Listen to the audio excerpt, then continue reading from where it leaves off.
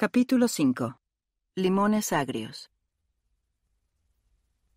Me casé accidentalmente y me divorcié de forma deliberada en menos de 12 meses. Puedo explicarlo alegando que luchaba por controlar a mis críticos, que quería ser a toda costa una buena chica a los ojos de los demás, que esperé hasta aquella primera noche de boda para tener sexo. Puedo afirmar que todos los acontecimientos que condujeron a aquella boda accidental y al divorcio intencionado supuestamente mejorarían las cosas. Deberían haber hecho limonada con los limones agrios. Todo empezó por un capricho que en realidad no creía que llegaría a ninguna parte. Todo comenzó con una audición. Fue un intento de explorar el tema de la actuación. Cuando asistí a la audición que mi representante había organizado, se trataba de una simple oportunidad para que aprendiera sobre el proceso de las audiciones, cómo era pararse delante de los directores de las pruebas y pronunciar unas cuantas líneas.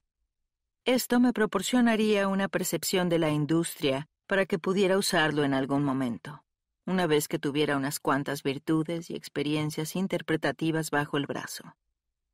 Yo había sido una enorme fanática del cine durante toda mi vida, y parecía divertido hacerlo. Pasar por una verdadera audición, algo así como un momento al estilo de una pequeña lista de cosas que hacer antes de morir. Y entonces ocurrió lo inesperado. Me dieron el papel de Patricia, una principiante malcriada, formal y educada de la ciudad de Nueva York, en la película Un amante para tres. Fue una escalada vertiginosa. Era urgente que me reuniera con mi director para dilucidar qué hacer. La película iba a ser una comedia romántica que narraba la historia de un tipo que hacía malabares con sus idilios con 3 mujeres distintas en 3 ciudades diferentes. Punto 1. Necesitaríamos establecer algunos límites con respecto a lo que yo estaría o no estaría dispuesta a hacer en el plató, entendiendo que el director podría decidir retractarse en su oferta después de que presentara mi lista de buena chica. No diría palabrotas. No besaría a nadie, ni siquiera al atractivo protagonista masculino. No llevaría nada demasiado revelador por mucho que mis coprotagonistas femeninas lo hicieran. Hasta la fecha había permanecido fiel a mi fe y desarrollado una reputación impecable en la escena musical cristiana y latina, y no quería que eso cambiara. Punto 2. Necesitaría mudarme fuera de Beverly Hills para rodar durante los meses siguientes. Tendríamos que encontrar un lugar donde vivir que estuviera cerca de los estudios de cine. Por primera vez en mi vida viviría sola, lejos de mis padres y lejos de las ciudades del cinturón bíblico, Houston y Nashville, donde había nacido y vivido. Punto 3. Mis padres y mi novio tenían que aprobar todo aquel embrollo. Imaginaba que les parecería bien, pero quería asegurarme. Mi representante y yo asumimos, en cierto modo, que el primer paso le pondría fin a toda la historia. A los productores no les gusta que sus actores les digan lo que harán o no harán, sobre todo cuando se trataba de una niña que nunca antes había actuado. Era relativamente desconocida en los escenarios de Hollywood y afirmaba que no haría una serie de cosas que se consideraban bastante mínimas en el mundo del cine. Me hice a la idea de perder el papel por culpa de mis requisitos de buena chica. Sin embargo, para nuestra sorpresa, el productor accedió a mis peticiones. Entonces, de acuerdo. El punto 2 también se aceptó sin problema. Encontré un lugar donde vivir en Los Ángeles y me mudé, lista para vivir sola.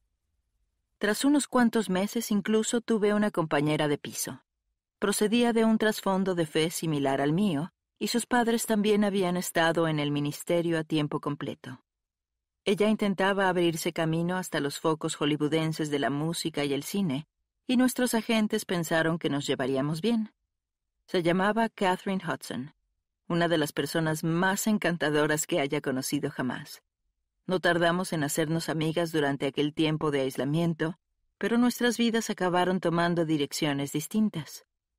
Hoy la conocerás como Katy Perry. Sí, esa Katy Perry. De modo que su situación de vida se resolvió. Punto 3. conseguir el sello de aprobación de mis padres y mi novio. Pensé que eso también estaba asegurado. No corras tanto, amiguita. A mi madre no le gustaba la idea, en absoluto. Albergaba muchas preocupaciones. Tomé notas de algunas de sus inquietudes con respecto a que me mudara sola, e intenté tranquilizarla asegurándole que estaba lista para volar. Ella permaneció negativa en cuanto a todo el asunto, sobre todo por la película. Finalmente dejé de intentar convencerla y la catalogué de madre controladora que iba a tener que aceptar la partida de su pequeña. Y también estaba mi novio, Nick. Nick González, atractivo, con talento, leal, amable. Nos habíamos conocido en una gira que hicimos juntos. Él era el vocalista de Salvador, un grupo cristiano con base en Austin, Texas. Habíamos coqueteado durante un tiempo, lo que a continuación nos llevó a salir después de las actuaciones. Luego esto condujo a una cita para cenar y otra más. Transcurrido un tiempo, dimos el paso del DLR, definir la relación, y nos hicimos novios. Sin duda, mi alentador, visionario y experto Nick estaría totalmente a favor de la oportunidad que me daba el cine. Su respuesta sería un no. No le hacía la menor gracia. No lograba encuadrar esta oportunidad con el punto que yo afirmaba querer alcanzar con mi música. Odiaba la idea de que me mudara a California. Cuestionaba mis motivos para querer el papel. Discutimos, nos peleamos. Me repitió una y otra vez que le parecía una mala idea, que no veía cómo podría salir algo bueno de ello. Lo tranquilicé, grité, consolé, gruñí. Entonces llegó el día en que algo hizo clic en mi interior. Muy dentro de mí, algo se desconectó. Había terminado. Les puse fin a todas las objeciones de Nick. Acabé con el asunto de que intentara retenerme, con que intentara controlarme. Limones agrios, pensé. Sencillamente, Nick está celoso de ese salto en mi carrera. Limones agrios. Le preocupa muchísimo que yo pueda encontrar a otra persona. Limones agrios. Debería confiar en mí. Por lo tanto, decidí que no necesitaba ni a mi madre ni a mi novio para firmar sin reservas el contrato de la película. Me limité a atenuar las inquietudes de mi madre y las de Nick, hasta disminuirlas al nivel de susurros frente al sonido mayor en estéreo de la oportunidad y los sueños del cine. No los estaba ignorando, pero tampoco les estaba pidiendo su permiso. Listo. Punto 3 resuelto. Me sacudí las manos mientras la granulosa arena de las objeciones de mi madre y Nick saltaba de las palmas, dejándome como nueva y lista para agarrar el timón de mi vida. Acepté el papel y me dirigí al plató de rodaje. Le atribuyo el crédito de mi preparación para estar ante una cámara de cine a todos aquellos años de viajes en el asiento trasero del Honda azul. En realidad, imagino que le prestaba atención a todas las sonrisas que veía en una película tras otra en aquel equipo de televisión y vídeo parecido a una caja. No solo me fijaba en las vistas y los efectos especiales, sino en cómo contaban los actores aquellas historias por medio de sus expresiones, cómo pronunciaban sus frases y la sutileza de sus interacciones y reacciones. Estar en el escenario, frente al director y al cinematógrafo, me resultaba natural y lo disfrutaba. Desarrollé amistades con mis coprotagonistas, Sofía Vergara y Rosalind Sánchez, quienes interpretaban los papeles de Sisi y Lorena, mis dos competidoras por el verdadero amor del galán, Thomas. Era fácil trabajar con la directora, Linda Mendoza, quien hizo que mi primera experiencia con el cine fuera divertida. Hasta cierto punto, estaba interpretando el mismo papel que había representado durante un par de años. Mi personaje, Patricia, era una famosilla consentida de la ciudad de Nueva York, una absoluta diva con un perro peludo bajo un brazo y un caro bolso de diseño colgado en el otro. De alguna manera, se había convertido en el personaje que la gente esperaba de mí en mi vida real. el de una célebre estrella pop cristiana. Las personas saltaban a la más mínima pregunta de mi parte, se apresuraban a cumplir cualquier petición y actuaban como si pudiera ir por ellos en cualquier momento. En lo más íntimo de mi corazón, nunca fui así. Pero mi juventud y la importancia que había adquirido mi carrera hicieron que, en cierto modo, esto fuera una realidad que me proporcionó la capacidad de sumergirme en el papel con bastante facilidad. El rodaje duró varios meses. Aunque estaba contenta con el trabajo, también intentaba hacer nuevas amistades en una ciudad que no me era familiar. Permanecía en el lugar desde temprano en la mañana hasta tarde en la noche. En las escasas ocasiones en las que tenía un poco de tiempo libre, me encontraba en un mundo completamente nuevo, el escenario social de Los Ángeles. Este era apasionante, alarmante y del todo diferente a cualquier cosa que hubiera experimentado antes. Y yo salía con mi compañera de piso y con algunas personas del panorama musical y cinematográfico. Cuando el rodaje se acercaba a su fin, realicé otro gran cambio en mi vida. Nick se había vuelto demasiado franco en sus objeciones sobre la vida hollywoodense que yo estaba llevando, y me había hartado de ello. Me preguntaba con regularidad qué hacía y con quién salía. Me había sentido agobiada y confinada por su comportamiento y sus opiniones. La relación a distancia que habíamos mantenido, él en Austin y yo en Los Ángeles, no era fácil, y no sentía la necesidad de regresar a mi antigua vida. Afuera había nuevos horizontes fascinantes, y a veces sentía que Nick quería retenerme. En mi vida, él era la persona que me retaba y se enfrentaba a mí, y ya no me gustaba. ¿Acaso no entendía en quién me estaba convirtiendo? La cosa alcanzó un punto crítico cuando una noche estuve fuera hasta las tantas, en una fiesta, y no respondí a ninguna de sus frenéticas llamadas en su intento de localizarme. Poco después vino a la ciudad a visitarme. Nos sentamos en el banco de un parque con vista al Océano Pacífico y conversamos. Entonces, le rompí el corazón. Terminé con él. Pensé, si no puede subirse al barco de mis sueños más recientes, las puertas que se me acaban de abrir, entonces debo decirle hasta luego. En mi falta de visión, me dije a mí misma que solo precisaba a mi alrededor a las personas que creyeran en mí, que quisieran cada porción del pastel para mí. ¿Es que no era capaz de verlo? Yo me sentía tan bien, tan justificada. Para el momento en que la película terminó, yo vivía en una clase extraña de mundo triple.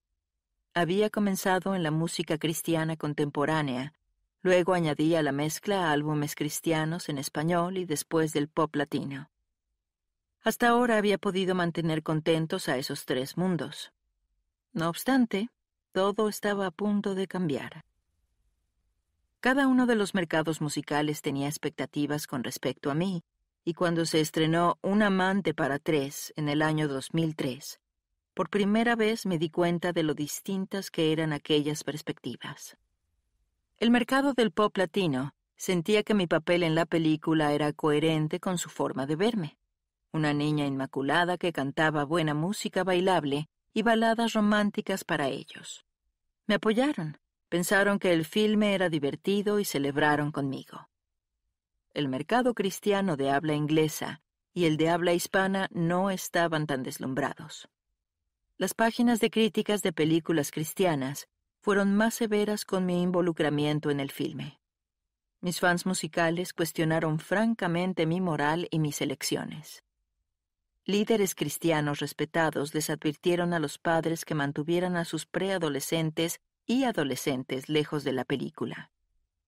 La cosa alcanzó tal punto álgido que sentí que debía responder. Escribí una carta abierta en mi página web. He escuchado que hay muchas preguntas con respecto al filme, sobre todo ahora que las personas están viendo el tráiler o el preestreno en los cines.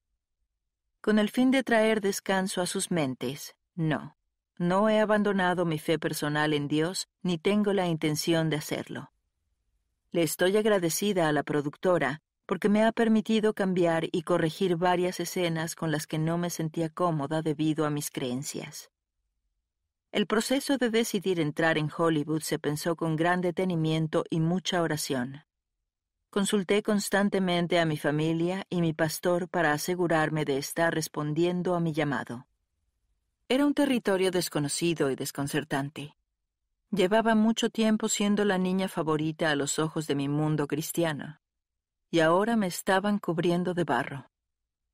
Haría todo lo que estuviera en mis manos para limpiar mi reputación y volverla a dejar centelleante. Buscaría la forma de convertir los limones agrios de la crítica en limonada. Pienso muy bien de Aarón, el hermano de Moisés. Él intentó hacer limonada con los limones. Le gustaba la reputación que tenía como sacerdote de los israelitas. Disfrutaba que el pueblo lo respetara como ejemplo a seguir. Sin embargo, todo eso comenzó a ser cuestionado cuando Moisés subió a aquel misterioso monte llamado Sinaí para tener una conferencia con Dios. Cuando Moisés llevaba 40 días fuera, los israelitas empezaron a intranquilizarse. En Éxodo 32, le exigieron a Aarón que les fabricara algún tipo de dios que pudieran ver, algo familiar en la vida egipcia de la cual acababan de escapar.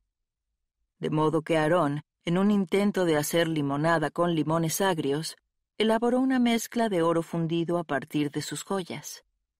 Le dio forma e hizo un becerro de oro en un esfuerzo por recuperar el estatus de hijo favorito en medio del pueblo y acallar sus críticas. Construyó un altar para el becerro y anunció que al día siguiente se celebraría una gran fiesta.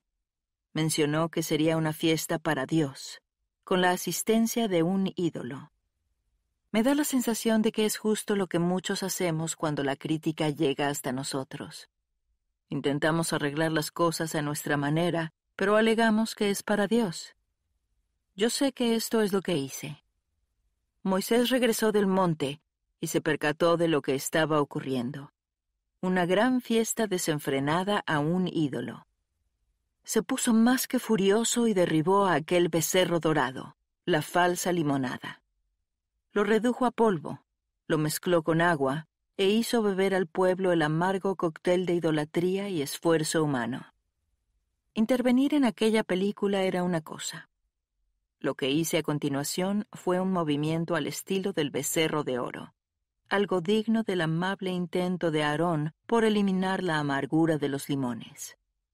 Sin embargo, en lugar de hacer un becerro de oro, yo estaba intentando recuperar mi reputación de chica favorita. Procuré rescatar lo que se había dañado con el estreno de Un amante para tres. Había estado saliendo con un nuevo chico durante un poco de tiempo, y la cosa se iba haciendo más formal. De verdad creía estar enamorada.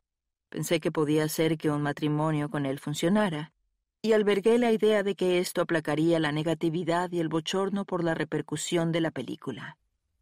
Estaba viviendo un romance fugaz con un compañero músico, alguien a quien llevaba conociendo hacía solo unos pocos meses, cuando empecé a planificar la boda. Ahora considero la cronología en retrospectiva y muevo la cabeza atónita al ver lo que estaba haciendo. Por esa razón señalo que me casé accidentalmente. Mi afán por intentar arreglar lo que creía haber roto al hacer la película me llevó a tomar decisiones apenas meditadas. Un amante para tres se estrenó. Empezaron las críticas y me casé con ese chico en unos 3 meses. Ahora pienso en el día de mi boda y recuerdo sentirme estupefacta al verme vestida de blanco y escuchar los primeros compases de la música. Me acuerdo que caminaba por el pasillo pensando, esto es un error enorme. Sin embargo, ya había llegado tan lejos en ese momento, había avanzado tanto en la adoración del ídolo del control de daños, que ser una novia a la fuga solo habría perjudicado más mi reputación de chica favorita. Por lo tanto, completé mi recorrido. No pasó mucho tiempo antes de que aquel flamante matrimonio se desmoronara. Éramos 2 personas sumamente distintas, con metas y visiones diferentes para nuestras vidas. Ambos viajábamos de forma constante por separado, con giras y fechas de grabación diferentes. Nos habíamos mudado a la gran casa que yo había comprado en Nashville y llegaba a casa después de haber estado en la carretera para descubrir que toda la banda de mi reciente marido vivía en nuestra casa. No teníamos tiempo para nuestra intimidad ni para construir una vida juntos antes de que yo volviera de nuevo a la carretera. Básicamente, no deshacía nunca la maleta. Vivía con mi maleta, estuviera en la casa de la que era propietaria o en el hotel. Finalmente, mi marido halló nuevos afectos y yo no luché siquiera por salvar el matrimonio. Terminé el juego, cerré el expediente y huí. Y esto provocó un nuevo cesto de limones agrios. Hay una festividad del Antiguo Testamento con la cual me identifico. Se llama la Fiesta de los Tabernáculos o Sukkot. Aún hoy se celebra en las comunidades judías y también en algunas cristianas. Originalmente se presentó en las Escrituras como una experiencia de 7 días, por lo general a principios del otoño. Las personas salían de sus casas y pasaban esa semana en tiendas. Debía ser un recordatorio del periodo de 40 años en el que los israelitas habitaron en las tiendas en el desierto, cuando Dios los llevaba a la tierra prometida, y de su fidelidad cuando los introdujo en su nueva patria y tuvieron ciudades y casas donde vivir. Una parte de la celebración de Sukkot, en particular, destaca para mí. Al pueblo se le ordenó que reunieran el fruto o las ramas de árboles específicos de la región y que los llevaran ante Dios. Y tomaréis el primer día ramas con fruto de árbol hermoso, ramas de palmeras, ramas de árboles frondosos y sauces de los arroyos, y os regocijaréis delante de Jehová vuestro Dios por 7 días. Levítico, capítulo 23, versículo 40. Se entendía que el fruto de árbol hermoso era el fruto de un árbol en particular de la Tierra Santa. Este se llama etrog. La textura de su cáscara es de un brillante color amarillo. Constituye una especie de cítrico, de modo que tiene un sabor agrio. Es, agárrate bien, un tipo de limón. El pueblo ondeaba el etrog delante de Dios, junto con otras 3 clases de plantas o ramas, cada día de Sukkot. Blandía aquel etrog, la versión de limón en Tierra Santa, para dar a entender que Dios es el Dios de la cosecha. Él es el que provee la sensación de hogar, bendice y dulcifica la vida. En ese periodo de mi vida, cuando estaba constantemente en la carretera, nunca deshacía mis maletas, sintiendo como si deambulara, intentando con desesperación decidir dónde aterrizar. Y estaba recogiendo etrogs, limones por el camino, pero en lugar de alzarlos hacia Dios, intentaba hacer lo que era agridulce. Estaba usando todas mis ideas y mis estrategias propias.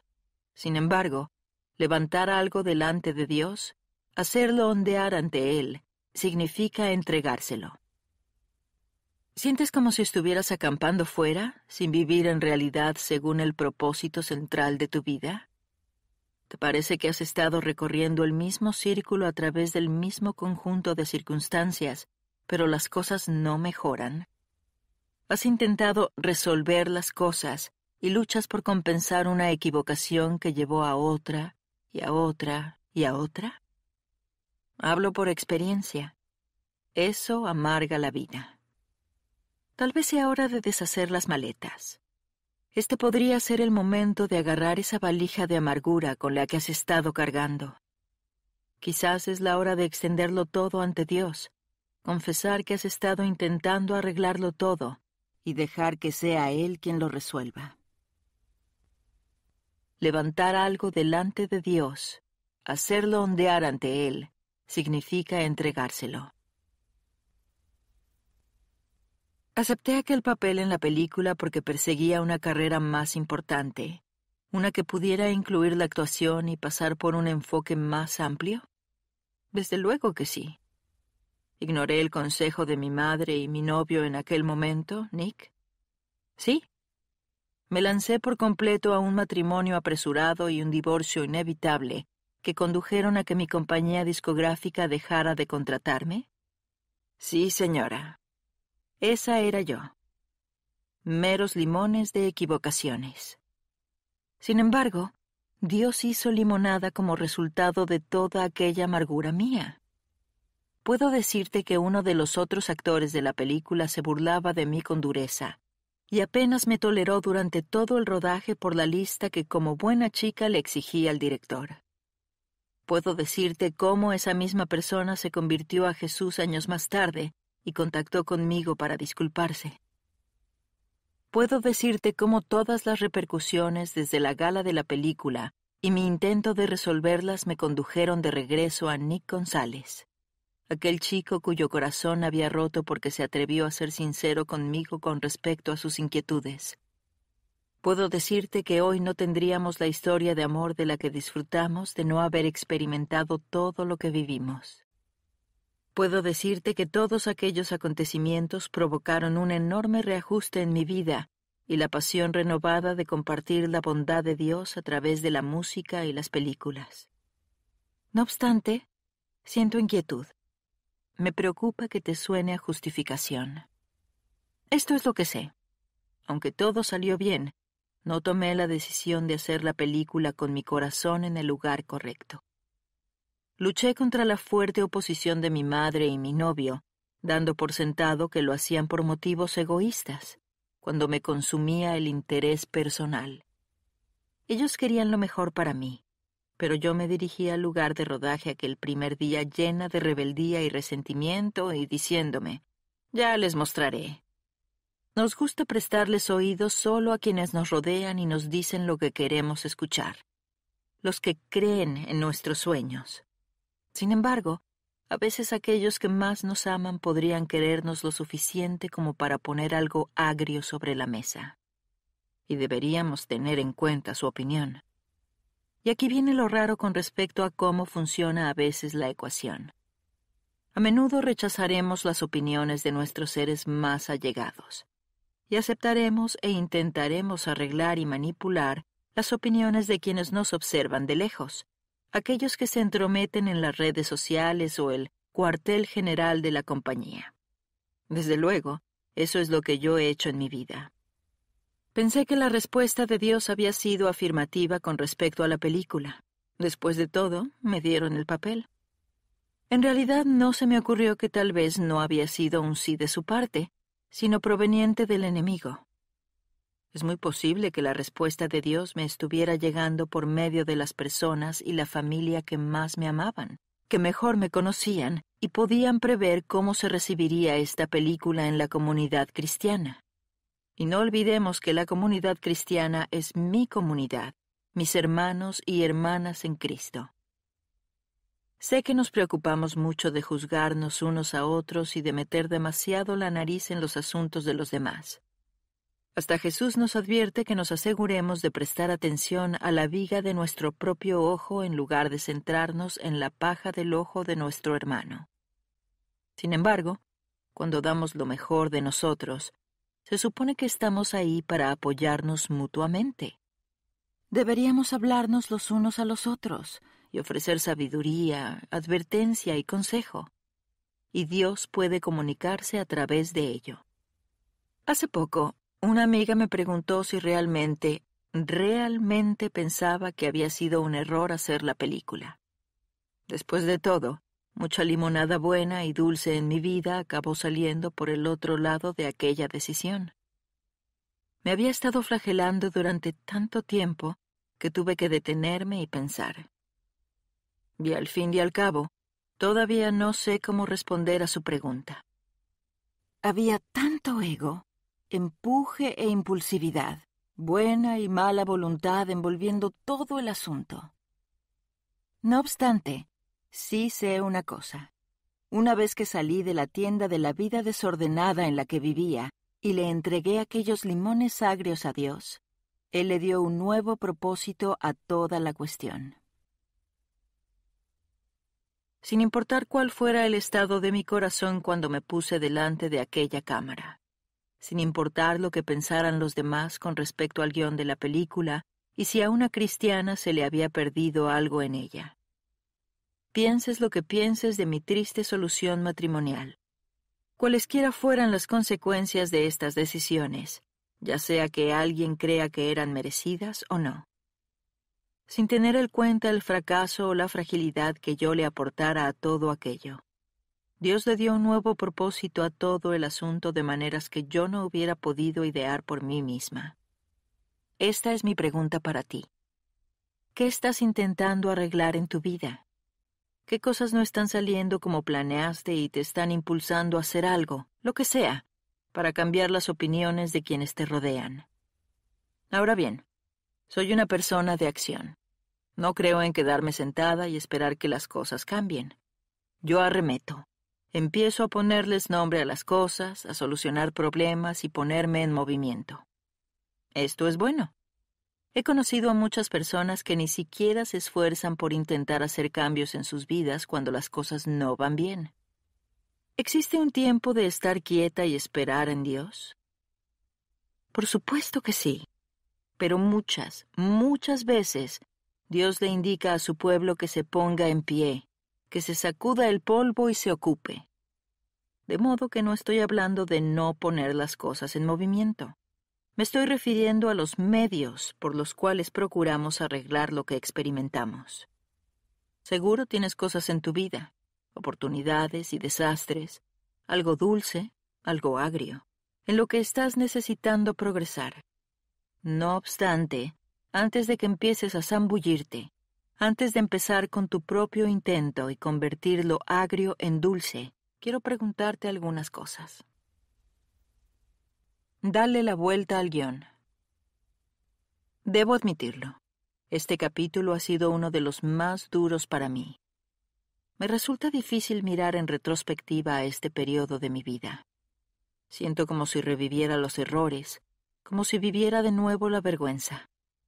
Aquella chica que tomó aquellas decisiones, que cometió aquellas equivocaciones, no es la persona que sé que soy.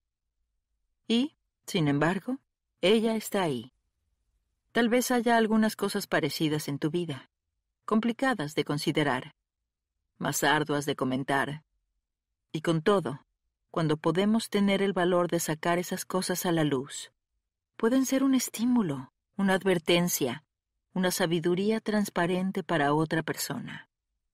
Por ello quiero pedirte que seas valiente. Quiero pedirte que cuentes con prudencia la parte de tu historia que no concuerda con el guión de cómo desearías haber actuado, con la decisión que habrías querido tener. Y responde a estas preguntas. ¿Quién puede beneficiarse de los fallos y decisiones de tu vida? ¿Qué desearías que alguien hubiera compartido contigo sobre sus propios limones? ¿De qué forma puedes usar tu historia con valor y transparencia para ayudar a los demás? ¿Por qué sientes la necesidad de calmar a tus críticos? Esto fue importante para mí. De haber estado tan segura de mis decisiones en aquel tiempo, tal vez no habría actuado de manera tan intensa para intentar calmar a la gente. Al mirar en retrospectiva, puedo ver que tenía mis propias preocupaciones sobre mi camino. Quería tener toda clase de libertad para tomar aquellas decisiones, pero no deseaba pagar el precio que algunas de ellas exigirían, y esto significaba incluir a algunas personas que discrepaban conmigo. Cuando te muestras verdaderamente firme con respecto a una decisión, cuando en realidad es algo que Dios ha confirmado, acallar las críticas no tendrá importancia para ti. Yo considero el ejemplo de Jesús cuando tomó la senda inesperada de ser arrestado y después juzgado. De regreso al jardín de Getsemaní, había decidido que seguiría el camino de Dios. Estaba tan seguro de ello que no se defendió. No se echó atrás ni luchó por justificarse. Pero Jesús no respondió ni a una sola acusación, por lo que el gobernador se llenó de asombro. Mateo, capítulo 27, versículo 14. ¿Hasta dónde estás dispuesta a llegar para intentar ganar la aprobación? Yo había decidido, obviamente, hacer lo que fuera para intentar arreglar las cosas con las personas que estaban decepcionadas conmigo. Y esto condujo a toda una serie de problemas adicionales. ¿Qué has estado deseando hacer? meterte en deudas para intentar comprar la validación de las personas, llevar el bolso adecuado, conducir el auto apropiado, vivir en el barrio correcto, salir con malas compañías, sumergirte en una gran sesión de cotilleo con tu grupo de mamás, porque son las que controlan la asociación de padres y maestros. Este es uno de los versículos al que necesito volver una y otra vez. Probablemente debería imprimirlo con un tipo de letra elegante y moderno sobre papel blanco y ponerlo en un marco negro flamante, por supuesto. ¿Qué busco con esto? ¿Ganarme la aprobación humana o la de Dios? ¿Piensan que procuro agradar a los demás? Si yo buscara agradar a otros, no sería siervo de Cristo. Gálatas, capítulo 1, versículo 10. Creo que este versículo puede evitarnos muchos problemas en lo tocante a intentar buscar tristes soluciones. Si lo echamos todo a perder, una dosis saludable de arrepentimiento y reconciliación con Dios es mucho más dulce que tapar el error propio con otro y otro.